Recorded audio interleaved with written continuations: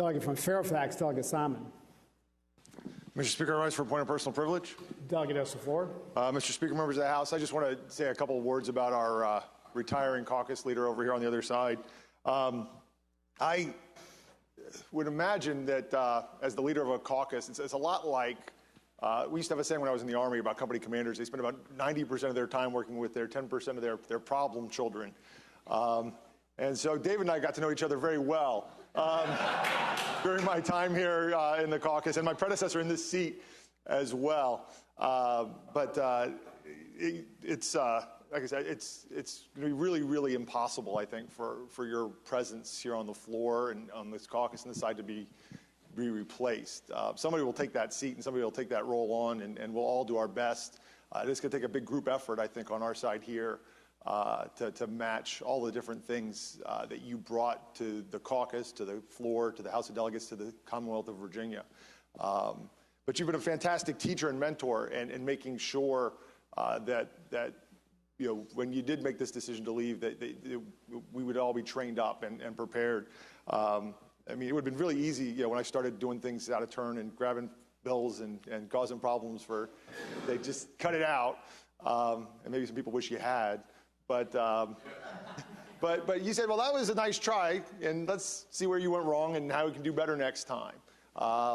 You know, and that's all I could ask for. I think that's all any of us could ask for in a leader.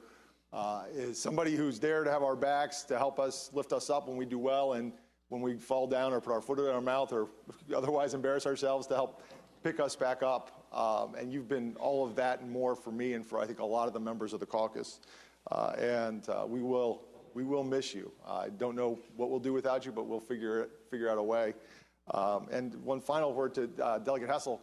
I'll say that, you know, those years that I was up talking probably too much, and sometimes you get up during the morning hour and things are walking around, people are getting bills signed, people are eating lunch and go to the bathroom. You feel like you're talking to nobody. And whenever that would happen, I would actually look over at Delegate Hessel. And every single time, whoever was speaking, they had your undivided attention. And you were always looking, you weren't reading, you weren't playing on your computer, you weren't working on something else, you were listening, as you said at the outset of your remarks, to what they had to say. And I always appreciated that, and having that friendly, listening, understanding face to look at. And so you'll all be missed, everyone who's retiring, but especially wanted to say to David, thank you so much for all you've done for me, for the caucus, for the Commonwealth of Virginia. Thank you, Mr. Speaker.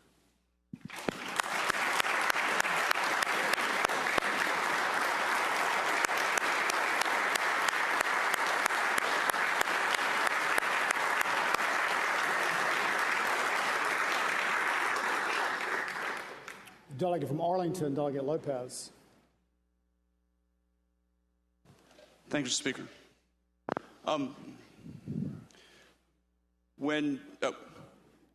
Speaking to point of personal privilege.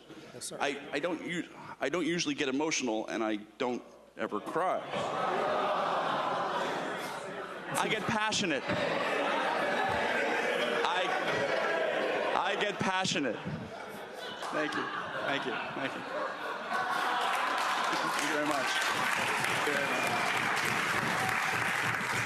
Passionate is different than weeping. When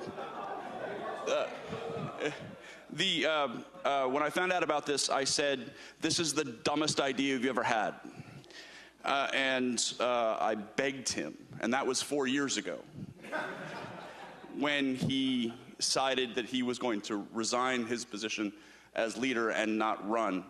I remember it because I was in the Obama White House on my knees in a corner begging him on the phone, reconsider what you're doing.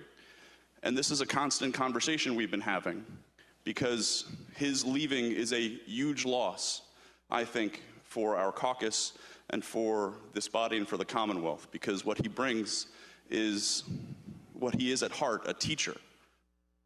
He's a teacher. And he's, as my colleague Delegate Simon alluded to, he's trained all of us. Even the folks not in this caucus, he trains us by his example.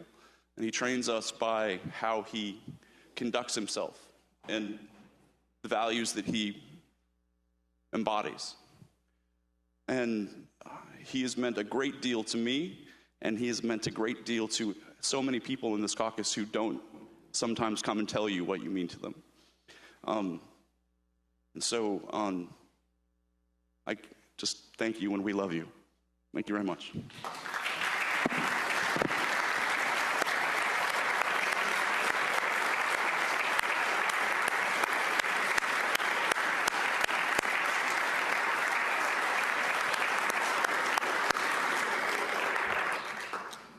Delegate from Richmond City, Delegate McQuinn.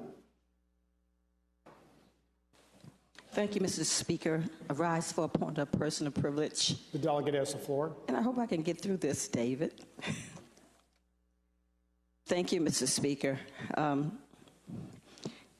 You know, I, like Delegate Lopez, begged David not to do this,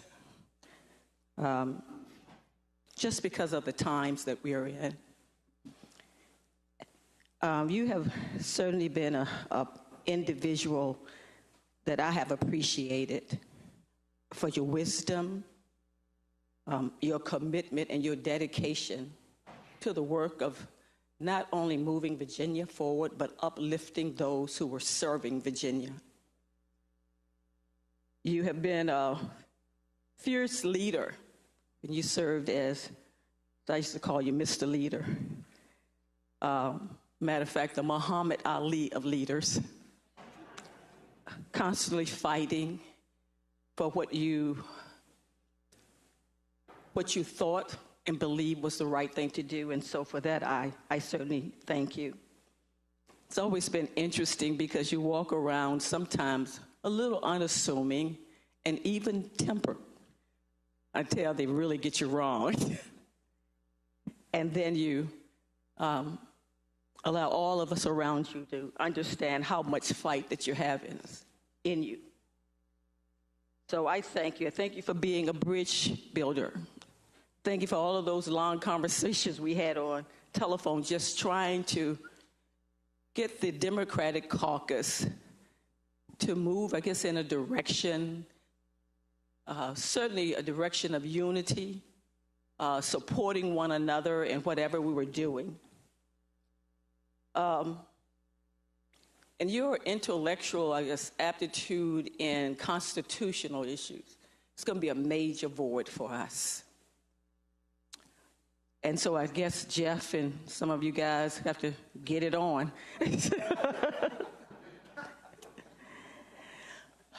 You'll be sorely missed.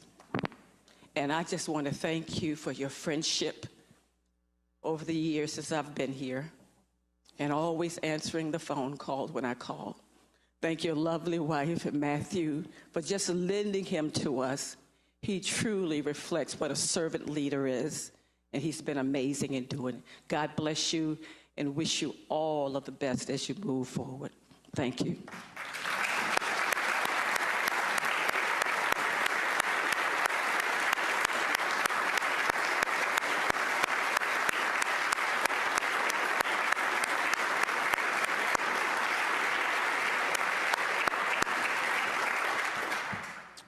Delegate from Fairfax, Delegate Watts. I rise for a point of personal privilege. Delegate has the floor. Thank you, Mr. Speaker. Over the years, I've seen many leaders on both sides of the aisle. Each brought their special talents to the position that they held. The combination of talents that the gentleman from Charlottesville lent to this body is absolutely sterling. From my point of view, from my preference in leadership, I felt that, and I'm looking straight at him, I felt, David, first you listened. And so often when someone has the intellect and the education that you bring to this body, sometimes it's hard to step back. But I saw you again and again, day in, day out. At the beginning of the day, the caucus members were saying this, or this, or this, and by the time we took the floor at noon, what you brought together in a vision and a focus of what the issue needed to be, that eloquent voice for the minority, was extraordinary. And again, it was extraordinary because it was that combination of your intellect, your real devotion to public service, and listening to all representatives. Again, you have been extraordinary. Please, as you leave, stand very tall on what you have contributed to the General Assembly. And as you leave, I now have to say this. One of my favorite personal moments with David was when Nancy was across the field, and he turned to me and he said, "Isn't she beautiful?" We give him back to you and Matthew.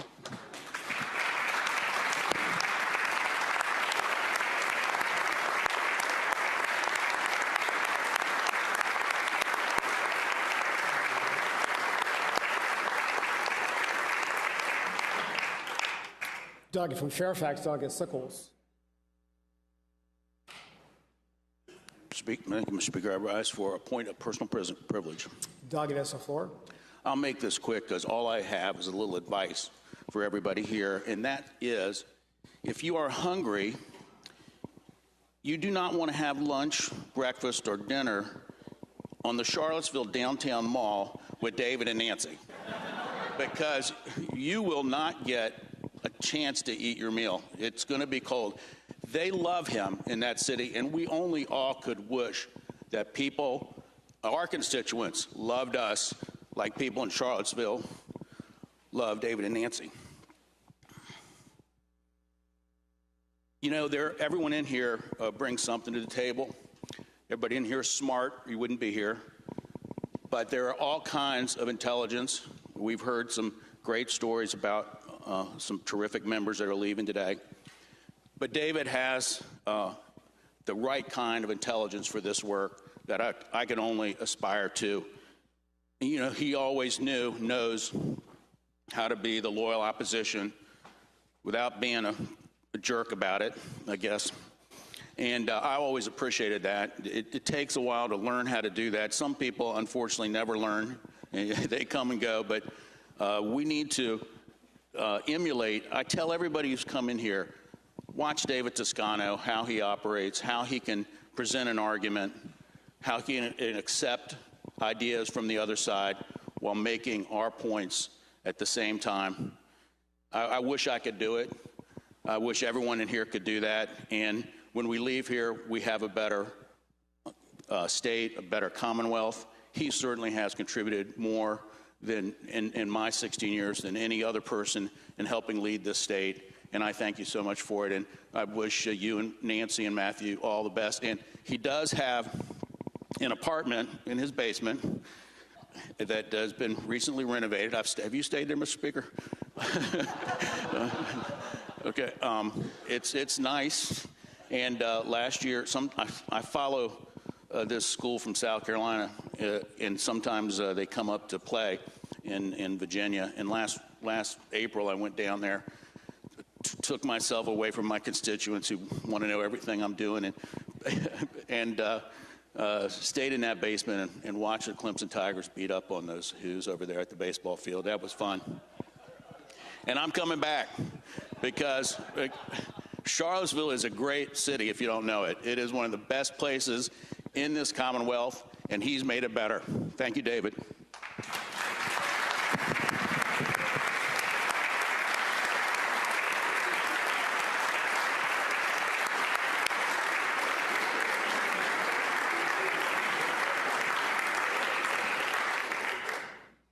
Delegate from Sussex, Delegate Tyler.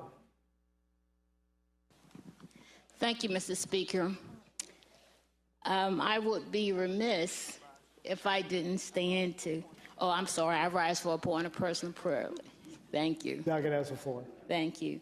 But I would be remiss if I didn't stand to salute Delegate Toscano today.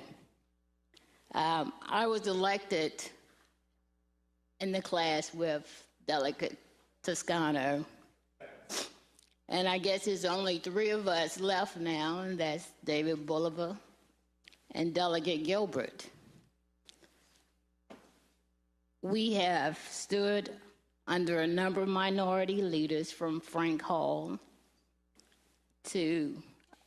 from Ward Armstrong and David coming in after them. And I commend you for your leadership and your love for the Democratic Party, because he has been a person who's been all-inclusive, fair, he listens, and he does the right thing. And that's what we need in Virginia, the right thing, and doing it the Virginia way. David, we're going to miss you. We're going to miss certainly your wit, your quick thinking. And we know that we're leaving. He will be leaving a powerful legacy. And we talked about his leadership and his guidance, and Delegate McQuinn says that Jeff doesn't need to get on their stick. Oh, well, I guess I have to get on mine as well. But it's been a pleasure to serve with you. We wish you Godspeed and in all your future endeavors. And when you write that new book, I'll be one of the first one to purchase one. Thank you, and God bless you.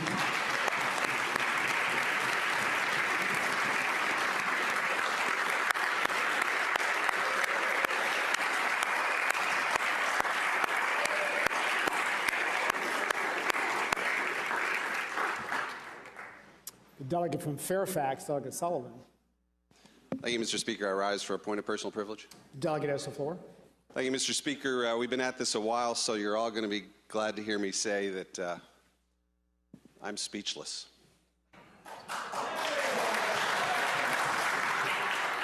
I'm speechless, Mr. Speaker, only because I'm usually pretty good with words, but I find the contributions that David Toscano has made to this place, frankly, indescribable.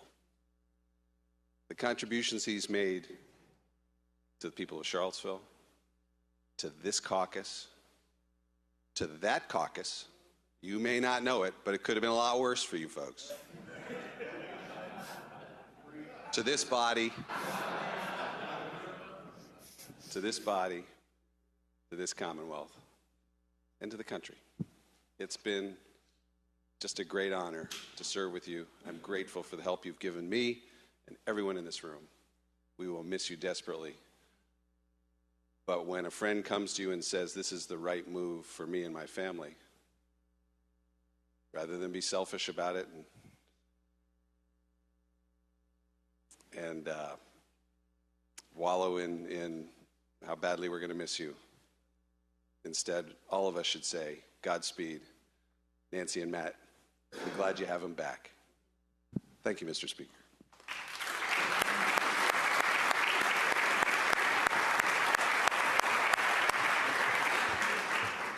The delegate from Shenandoah, Delegate Gilbert. Thank you, Mr. Speaker. I rise for a point of personal privilege. The delegate has the floor. Thank you, Mr. Speaker. Mr. Speaker, ladies and gentlemen of the House, I just wanted to rise on behalf of our caucus and just note with sadness that Delegate Toscano, the delegate from Charlottesville, will be leaving us. We, as has been mentioned previously, we were classmates, came in class of 2006, and I think that's always a special bond that you have with people that you serve with, that you came in together. You know, the times that I had where I was in a more formal adversarial role, if you'll call it that, with the delegate from Charlottesville, I always found him to be a more than worthy adversary, and at the same time, a very courteous and civil colleague at the times when we had to exchange information and just help run the place as it is, such as it is. It's the old, I don't want to belabor this because I know that one of the things he's not going to miss is listening to all of us. So I don't want to step all over your retirement by making you endure more talking, but I will say, I think somebody already alluded to it, you know, there are certain people around here,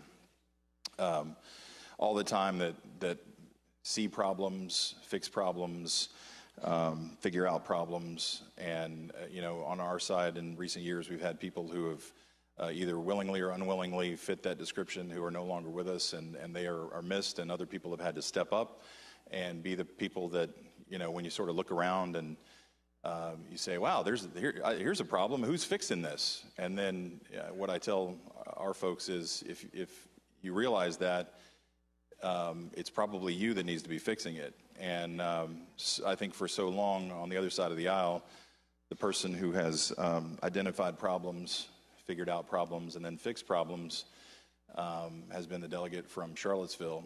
And I know that there will be a tremendous drain on the other side of the aisle in that regard. So I hope you've trained him up right, David, because you're going to be missed. And Mr. Speaker, with that said, I greatly appreciate Delegate Toscano's service, and I would like to yield to the delegate from Albemarle. Delegate from Albemarle, Delegate Bell. So, unlike I rise for point of personal privilege. Delegate has the floor. See, I'm already rattled. So, unlike Delegate Lopez, when he says I'm not often emotional, I actually am not often emotional.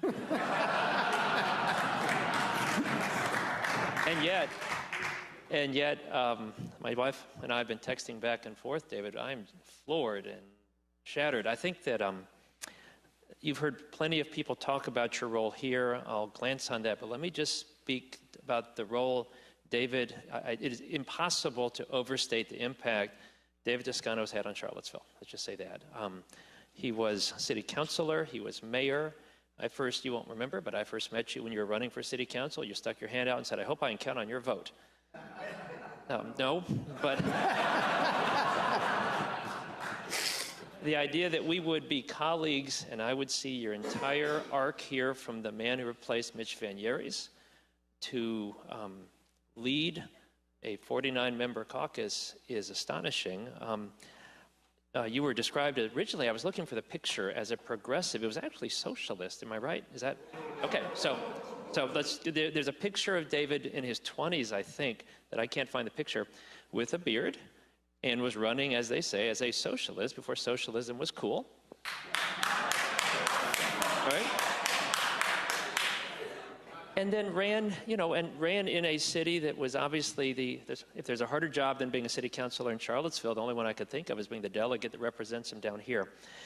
And Charlottesville was described by Delegate Sickles as a city. It's not. It's a small, we are very self-absorbed, but it's a town. And it is a tiny town, and many of you know this, but David is my landlord. Literally, I work in the same office as he does. And the reason I bring that up would be, so we all go home. We work here Monday through Friday, and if you're on courts, you work late on Friday. We go home, and then on Saturday and Sunday, most of us try to muddle through the job, and I can't count the number of times that I would come into the office on Saturday, Sunday, and I would park right next to David's car, and we would come in together and not be with our families, and working on, we call it avoiding malpractice, just barely doing enough so that you don't get in trouble with the clients and they don't fire you to get to the next weekend, until finally session is over. He literally, his law firm is right under mine. We used to be, say, you could take a fire pole up and down. And just we'd see each other, and you get to see how much time we are taking away from our families. Nancy, I'm glad you're here. I think nobody outside this body quite appreciates it. People say, I know you're busy, but, and then they stack one more thing on top of that plate and expect you to show up for just the one meeting this month. They really want you to be here. Of course, it's true. They've only got one meeting a month, but everybody else has a meeting a month, and before you know it, you're never home. And the milestones we miss, I think you can only appreciate if you saw how hard David worked here, and then on Saturdays and Sundays when he went home and he wasn't with his family, but was trying to just maintain some measure of a law practice so that he could come down here and serve further. It's the courts guys are where we see each other the most. Guys, not gender specific, just the courts people. And we, Monday, Wednesday, Friday, late, the rest of you go home, we're still there working. And I think that there is no one in here, with respect to some of the fiercer advocates on both sides, who felt more strongly about the issues that they cared about. You know exactly where David stood. But at the same time, I think we reached a point. So I mean, people like Todd and I and the other members of the courts on the Republican side feel very strongly about the issues, and yet we ceded family law to the minority leader. Literally, when somebody had a bill, we would say, gosh, go talk to David about it. If it's an adoption issue, go talk to David about it. If it's divorce, custody, because we trusted him to get it right. I think it's unimaginable that happening someplace else. And here we just said, gosh, I think he works in good faith. He tells us when it's a substantive issue. He brings it to our attention. And I think Virginia is a better place because of it. I don't know anyone who's been more involved, engaged than you. You are the second longest serving. The first day you came in, we served together for a decade. So I've kind of got away from the more personal aspects of this. David, you're kind, you're decent, you work very, very hard. Charlottesville, it would not be the same place it is now if you hadn't taken the course that you've taken. You're a heck of a good landlord. Thanks for fixing that window. We will miss you all very, very much, but I look forward to seeing you around town in Charlottesville. Thank you for your service. Thank you.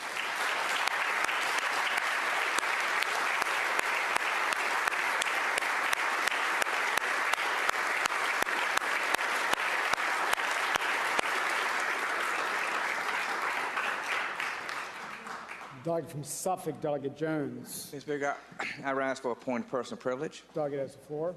Mr. Speaker, I can only echo what has been said by other members with the heartfeltness of when a family member decides to move on, you are touched.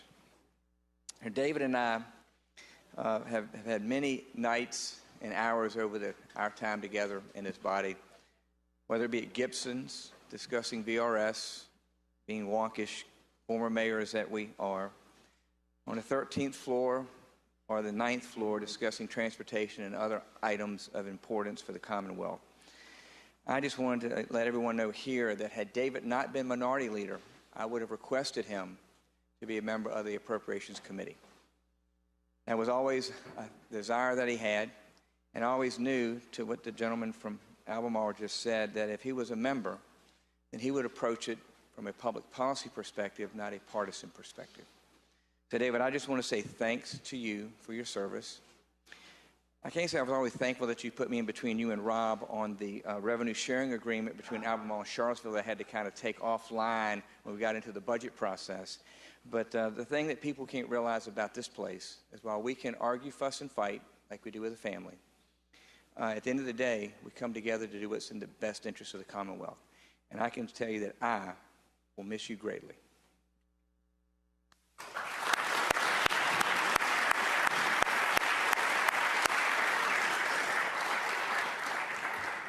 Delegate from Powhatan, Delegate Ware. Thank you, Mr. Speaker. I rise for a point of personal privilege. Delegate has the floor. Thank you, Mr. Speaker. It came as a surprise to me, David, not a complete surprise, but to know that you're going is to know that we will be a place that is lesser than it has been with you here. Physically, Powhatan and Charlottesville aren't that far apart, but they're very different places. But I have always learned from you how the way you express things, the way you speak to the issues. And one thing that I have admired so much is how often you are called to be on your feet, particularly when you were in the position as minority leader, at a moment's notice, maybe on a topic that you hadn't done much previous evident homework in, and you were always able and nimble on your feet to address that issue. It was amazing the perspective he could bring out of his own wealth of experience and understanding. Early on, we co-wrote a piece for the Washington Post, and actually you did most of the writing, to be candid. It was on tax credits. And I remember getting a fan letter from one of the lobbyists whose ox was gored a little bit by that. In fact, all of you probably got that fan letter as well. And it was fun to be on the receiving end of that together with you.